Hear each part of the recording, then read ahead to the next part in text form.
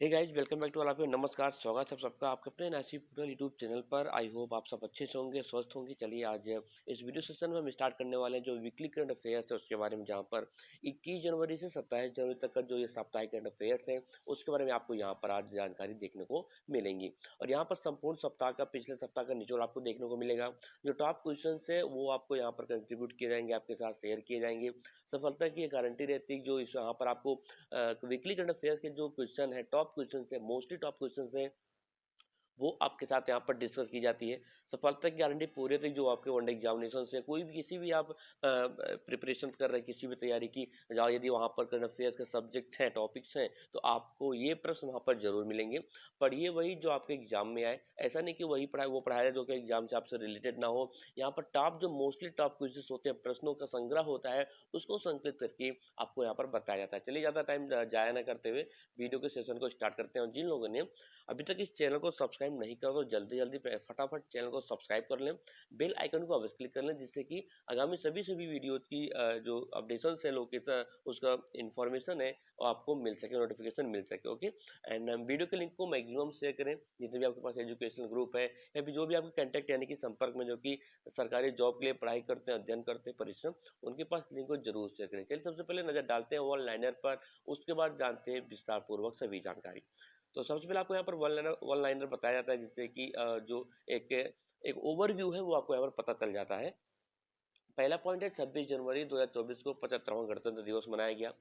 विराट कोहली ने ICC one day men's player of the year का पुरस्कार जीता है। अंतरिम केंद्रीय बजट 2024 के लिए हलवा समारोह नॉर्थ ब्लॉक में, वो कहाँ पर हुआ? नॉर्थ ब्लॉक में हुआ। राष्ट्रीय बालिका दिवस 24 जनवरी को मनाई गई। आईएएफ ने अरब सागर के ऊपर फ्रांसीसी संयुक्त अरब अमीरात वायुसेना के साथ एक साथ जो है एक्सरसाइज एंड डेजर्ट नाइट का आयोजन किया। इसका नाम क्या था? एक्सरसाइज डेजर्ट नाइट का आयोजन किसके किसके साथ हुआ? ऊपर फ्रांसीसी और संयुक्त अरब अमीरात वायुसेना के साथ हुआ और अरब सागर के ऊपर। बिहार के पूर्व मुख्यमंत्री कर्पूरी ठाकुर को मरणोपरांत भारत रत्न से सम्मानित किया गया। पराक्रम दिवस 23 जनवरी नेताजी सुभाष चंद्र बोस की जयंती के रूप में मनाया जाता है। मान सिंह ने हांगकांग में एशियाई मैराथन चैंपियनशिप 2024 में यहाँ पर गोल्डन जो है पदक जीता है, यानी कि स्वर्ण पदक जीता। संयुक्त राष्ट्र महासभा के अध्यक्ष डेनिस फ्रांसिस 5 दिवसीय दौरे पर भारत पहुंचे। अयोध्या में रामलला का प्राण प्रतिष्ठा समारोह आयोजित हुआ। कब हुआ? 22 जनवरी को। आप सभी अवगत होंगे, जानते भी होंगे। राष्ट्रपति द्रौपदी मुर्मू ने 19 असाधारण बच्चों को प्रधानमंत्री राष्ट्रीय बाल पुरस्कार 2024 से सम्मानित किया। एंड चिराग शेट्टी और Satwik Sairaj Rankireddy India open tournament के पुरुष युगल उप विजेता बने। लेट्स को अब स्टार्ट करते हैं बहुविकल्पी प्रश्नों के साथ आज का करंट अफेयर, यानी कि पिछले सप्ताह का साप्ताहिक करंट अफेयर्स का, जहाँ पर 21 जनवरी से 27 जनवरी 2024 का ये आपको weekly current affairs Hindi language में देखने को मिलेंगी। अब देख सकते हैं भारत रत्न कर्पूरी ठाकुर कौन थे, ये कहाँ से थे, और इनको मरणोपरांत भारत रत्न का जो पुरस्कार दिया गया, ये है कर्पूरी ठाकुर, जो कि बिहार के पूर्व मुख्यमंत्री रह चुके हैं और काफी एक असाधारण परिवार से बिलोंग करते थे। और जब जिस टाइम ये मुख्यमंत्री यानी कि चीफ मिनिस्टर बने थे, शपथ ग्रहण किया था, उसके बावजूद भी एक असाधारण परिवार के बीच में, असाधारण घर में भी ये रहते थे। Okay, and give me blood and I will give you freedom, ये किसका नारा था? ये नारा था सुभाष चंद्र बोस जी का, देख सकते हैं। ठीक है, चलिए स्टार्ट करते हैं जो विकल्प प्रश्नों हैं उनके साथ ये करंट अफेयर्स। एक लाइनर मैंने आपको वन लाइनर बता दिए, आप जानते हैं वो विकल्प प्रश्नों के साथ।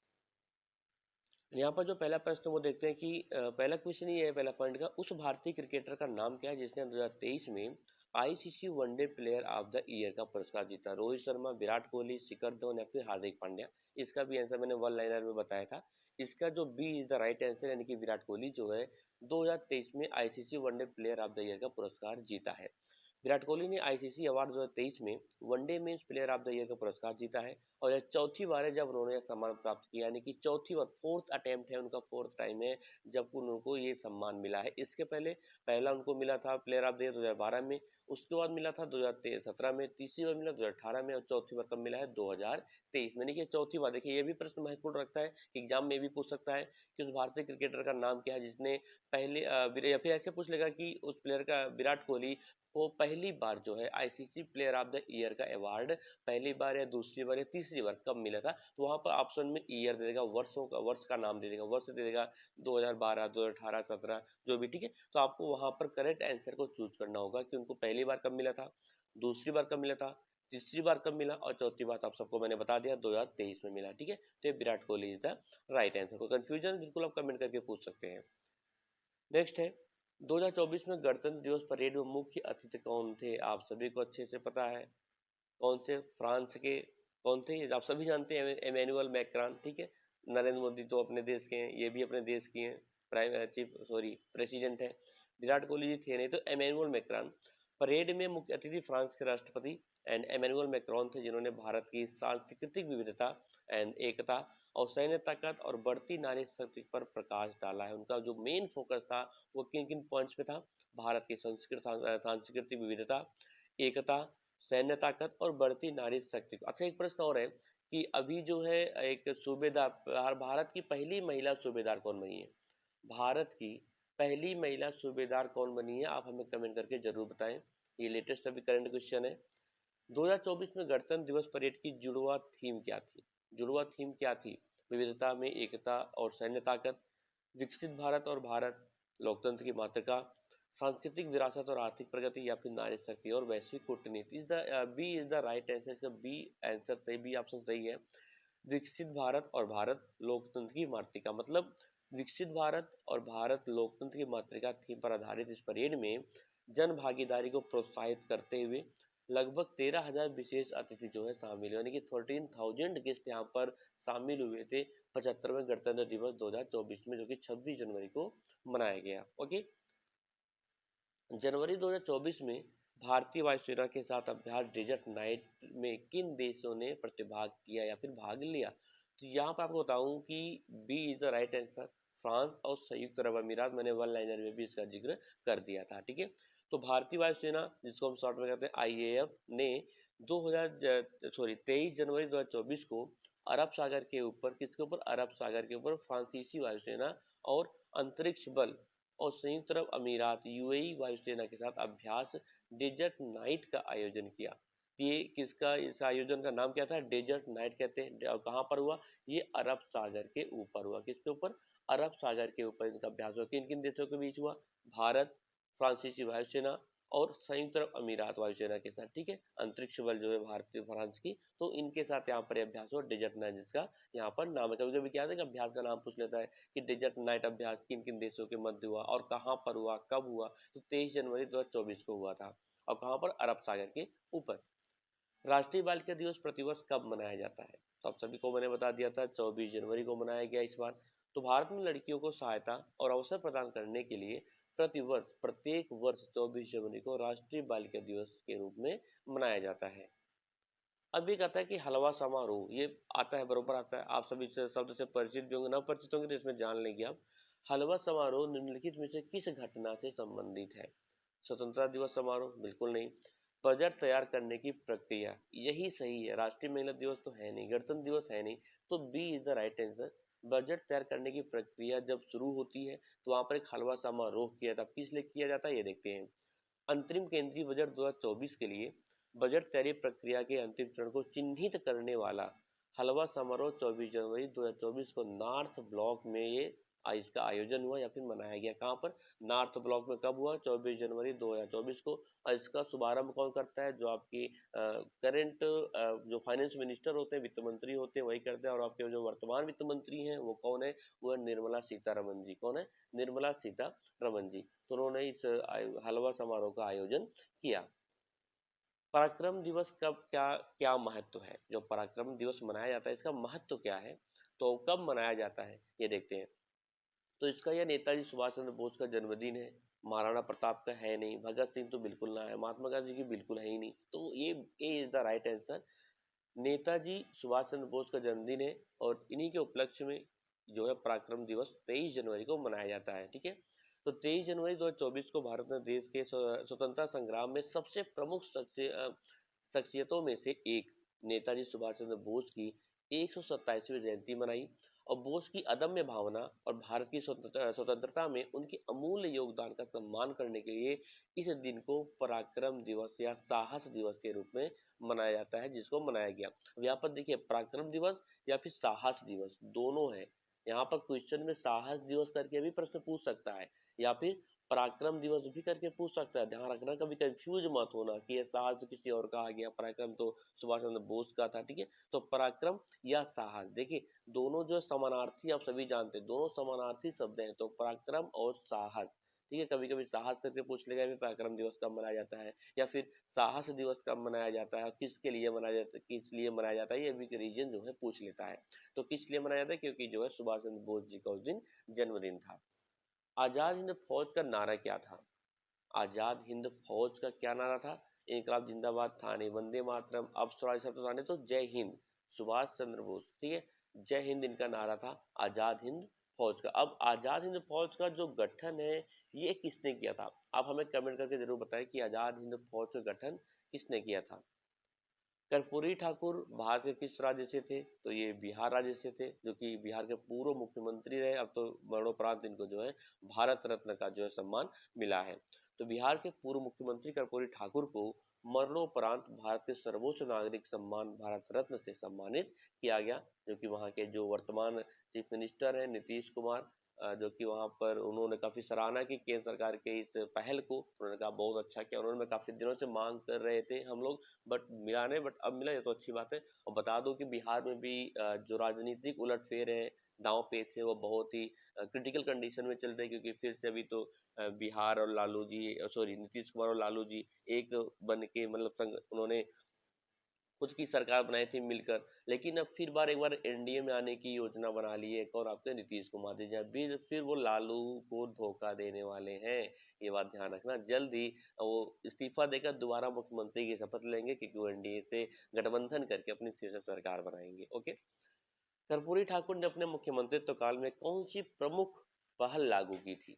कर्पूरी ठाकुर जब अपने बिहार में मुख्यमंत्री थे तो उस समय उन्होंने कौन सी प्रमुख पहल लागू की थी? वो थी जमींदारी प्रथा का उन्मूलन। हरित क्रांति के जनक कौन है? आप हमें कमेंट करके बताइएगा, ठीक है। हरित क्रांति के जनक कौन है? बिल्कुल सौम्यनाथन है। जो भी हो आप हमें कमेंट करके जरूर बताना। तो कर्पूरी ठाकुर ने क्या किया कि जमींदारी प्रथा का उन्मूलन की इन्होंने पहल लागू की थी। बिहार के मुख्यमंत्री थे 1970 से 71 में, फिर 1977 से 1979 में तक ये जो मुख्यमंत्री थे के रूप में कर्पूरी ठाकुर ने भूमि सुधार, शिक्षा और गरीबी उन्मूलन के लिए अभूतपूर्व पहल लागू की थी। उन्हें जमींदारी प्रथा को खत्म करने, लड़कियों के लिए मुफ्त शिक्षा शुरू करने और सकारात्मक कार्रवाई नीतियों के माध्यम से सामाजिक समानता को बढ़ावा देने के लिए प्रसिद्ध रूप से याद किया जाता है। देखिए यहाँ पर इनका जो उपलब्धि थी उसको भी आप बिल्कुल डिनोट करें, स्क्रीनशॉट अपने पास रखें, इसका रिवीजन करें कि कर्पूरी ठाकुर ने क्या किया अपने कार्यकाल के दौरान, क्योंकि देखिए इनको भारत रत्न का जो भारत का सर्वोच्च सम्मान है वो है भारत रत्न। भारत का सर्वोच्च सम्मान है भारत रत्न। तो आप हमें कमेंट करके ये भी बताना कि सर्वप्रथम भारत रत्न का अवार्ड भारत में किसको मिला था, ठीक है। तो भारत का सर्वोच्च नागरिक सम्मान है, तो भारत रत्न इनको मिल चुका है। बिहार के पूर्व मुख्यमंत्री रह चुके थे, मैं ये इनकी डेथ हो गई है, मरणोपरांत इनको ये सम्मान मिल रहा है। तो ये इनसे संबंधित प्रश्न बहुत सारे पूछे जा सकते हैं, बिल्कुल याद रखना। इन्होंने इन्होंने इनका क्या क्या प्रमुख महत्व था, क्या क्या इन्होंने पहल लागू की थी जब ये मुख्यमंत्री थे, याद करना क्या क्या इन्होंने किया था। इन्होंने भूमि सुधार, शिक्षा, गरीबी उन्मूलन की पहल के लिए इन्होंने पहल लागू की थी, और जमींदारी प्रथा को खत्म करने, लड़कियों के लिए मुफ्त शिक्षा शुरू करने और सकारात्मक कार्रवाई नीतियों के माध्यम से सामाजिक समानता को बढ़ावा देने के लिए ये प्रसिद्ध थे और अभी भी हैं। ओके। नेक्स्ट है 22 जनवरी 2024 को अयोध्या में रामलला के प्राण प्रतिष्ठा समारोह का नेतृत्व किसने किया? तो आप सभी जानते हैं इसमें सर्वे सर्वा कौन थे? सी इज द राइट आंसर, आपके अपने प्रधानमंत्री श्री नरेंद्र दामोदर दास मोदी जी। तो 22 जनवरी 2024 को अयोध्या में रामलला का प्राण प्रतिष्ठा समारोह संपन्न हुआ, और प्रधानमंत्री यानी कि प्राइम मिनिस्टर नरेंद्र मोदी ने नवनिर्मित मंदिर में अनुष्ठानों का नेतृत्व किया और गर्भगृह में रामलला की मूर्ति का अनावरण भी किया। अब आप हमें ये बताइए कमेंट करके कि जो रामलला की जो मूर्ति वहां पर स्थापित की गई है गर्भगृह में, उसके मूर्तिकार कौन है? जी हाँ, उसके मूर्तिकार, चलिए अब मैं बता भी देता हूँ, योगी राज उसके मूर्तिकार थे। कौन थे? योगी राज। अच्छा, अब हमें कमेंट करके ये बताना कि रामलला की प्राण प्रतिष्ठा में जो गर्भगृह में रामलला की मूर्ति स्थापित की गई थी, तो लगभग वहां पर कितनी मूर्तियों के बीच इनका जो है चयन हुआ था? दो, तीन, चार? ठीक है, मतलब वहाँ पर कितनी मूर्तियाँ आई थी रामलला की, जिसमें से ये योगी राज की जो ये मूर्ति जो इन्होंने बनाई है, इन्हीं के द्वारा बनाई गई ये मूर्ति यहाँ पर ये गर्भगृह के लिए जो चुना गया। तो कितनी मूर्तियाँ वहाँ पर इकट्ठी करी गई थी और कौन-कौन बनाया था, ठीक है? ये आप हमें कमेंट करके ज़रूर बताना। और बता दो जो अन्य मूर्तियाँ थी, जैसे कि जो योगी राज ने जो मूर्ति बनाई, ठीक है, कलाकार है, कलाकार तो नहीं, हाँ, कलाकार है। तो योगी राज ने जो मूर्ति बनाई रामलला की, जो गर्भगृह में स्थापित की गई है, इनके अलावा 2 अन्य मूर्तियाँ भी वहाँ पर रामलला की स्थापित की जाएँगी, तो उन दोनों के मूर्तिकार कौन है? ये आप हमें ज़रूर बताना। संयुक्त राष्ट्र महासभा के 78वें सत्र के अध्यक्ष कौन है? संयुक्त राष्ट्र का गठन कब हुआ? ये आप हमें कमेंट करके बताना। तो संयुक्त राष्ट्र महासभा के 78वें सत्र के अध्यक्ष कौन है? तो है डेनिस फ्रांसिस, जो कि 5 दिवसीय यात्रा पर कहाँ पर आए हैं? ये भारत पर आए हैं। ओके, तो संयुक्त राष्ट्र महासभा के 78वें सत्र के अध्यक्ष डेनिस फ्रांसिस 22 जनवरी 2024 को भारत की 5 दिवसीय यात्रा पर नई दिल्ली पहुंच गए हैं। ये बहुत बड़ी बात है और यहाँ पर बहुत सारी चर्चा होंगे अपने देश और उनके बीच। एशियाई मैराथन चैंपियनशिप 2024 में स्वर्ण पदक किसने जीता? जिसको जीता है किसने? मान सिंह ने। सी इज द राइट आंसर। मान सिंह ने 22 जनवरी 2024 को हांगकांग में एशियाई मैराथन चैंपियनशिप 2024 का स्वर्ण पदक जीता है। अब हमें ये बताना है कि जो एशियाई मैराथन चैंपियनशिप है, भारत का सर्वप्रथम इसमें स्वर्ण पदक किसने लाया था भारत के लिए? ओके, इंडिया ओपन बैडमिंटन 2024 में पुरुष युगल के फाइनल में कौन हार गए? ये इस टॉपिक के बारे में, इस पॉइंट के बारे में, इस प्रश्न से संबंधित प्रश्न मैंने पिछले जो जो प्रीवियस वीक का जो पिछले सप्ताह का जो करंट अफेयर्स था उसमें मैंने चर्चा करी थी। तो वो सात्विक साईनाथ रंकीरेड्डी और चिराग शेट्टी, ए इज द राइट आंसर। तो 21 जनवरी 2024 को इंडिया ओपन बैडमिंटन में पुरुष युगल फाइनल में सात्विक साईराज, रंकीरेड्डी और चिराग शेट्टी जो है फाइनल में हार गए। इनको हार का सामना करना पड़ा। प्रधानमंत्री राष्ट्रीय बाल पुरस्कार निम्नलिखित में से किस श्रेणी में प्रदान किया जाता है? प्रधानमंत्री राष्ट्रीय बाल जो पुरस्कार है, ये किसको दिया जाता है? तो ये जो है कला और संस्कृति, बहादुरी, नवाचार, सामाजिक सेवा और खेल से संबंधित लोगों को यह पुरस्कार दिया जाता है, प्रधानमंत्री राष्ट्रीय बाल पुरस्कार। अब इसके बारे में जरा विस्तृत जानकारी लेते हैं, आपको देते हैं। जैसे कि राष्ट्रपति द्रौपदी मुर्मू ने 22 जनवरी 2024 को नई दिल्ली में 19 असाधारण बच्चों को प्रधानमंत्री राष्ट्रीय बाल पुरस्कार 2024 से सम्मानित किया। और पुरस्कार विजेताओं को देश के सभी क्षेत्रों से चुना गया, यानी कि एक ही राज्य से या फिर 2-3 राज्यों से, सभी क्षेत्रों से चुना गया। और कला और संस्कृति, बहादुरी, नवाचार, सामाजिक सेवा और खेल में उनकी उत्कृष्ट उपलब्धियों के लिए मान्यता यहाँ पर दी गई। कितने लोगों को ये दिया गया पुरस्कार? 19 असाधारण बच्चों की संख्या भी प्रश्न में पूछ सकता है कि कितने बच्चों को दिया गया, तो 19 असाधारण बच्चों को प्रधानमंत्री राष्ट्रीय बाल पुरस्कार 2024 से सम्मानित किया गया। ओके, ये भी महत्वपूर्ण प्रश्न है, इसको जरूर आप देखें। तो ये था जो इस सप्ताह का, पिछले सप्ताह का करंट अफेयर था, आपको देखने को मिला। यदि कोई कंफ्यूजन है, बिल्कुल आप कमेंट करके पूछ सकते हैं। रंगेश, आपको मुझे कमेंट करके क्वेश्चन का जो आंसर बताना है कि जो पहली बार नेशनल गर्ल्स चाइल्ड डे कब मनाया गया था। बिल्कुल, और ये था पिछले सप्ताह का करंट अफेयर्स। कोई कंफ्यूजन है, रिपीट ना हो, कि आप दोबारा कमेंट करके पूछ सकते हो। तो चलिए मिलते हैं अगले वीडियो में एक नई जानकारी के साथ, एक नई सोच के साथ। तब तक के लिए bye bye and all the best, and I hope कि आप सभी को सारे डाउट्स आपके क्लियर हुए होंगे, सभी को समझ में आया होगा। तो कंफ्यूजन है, बार बार मैं कहता हूँ अपने वीडियो सेशन में, आप बिल्कुल कमेंट करके पूछ सकते हैं। और आपको टेलीग्राम ग्रुप, व्हाट्सएप ग्रुप का लिंक भी मिल जाएगा डिस्क्रिप्शन बॉक्स में, वहां से जाकर टेलीग्राम ग्रुप को जरूर ज्वाइन कर लें, जिससे कि आपको जो वहाँ पर शॉर्ट नोटिफिकेशन होते हैं उनकी जानकारियाँ वहाँ पर आपको मिलती रहती है। Thank you and all the best, bye bye.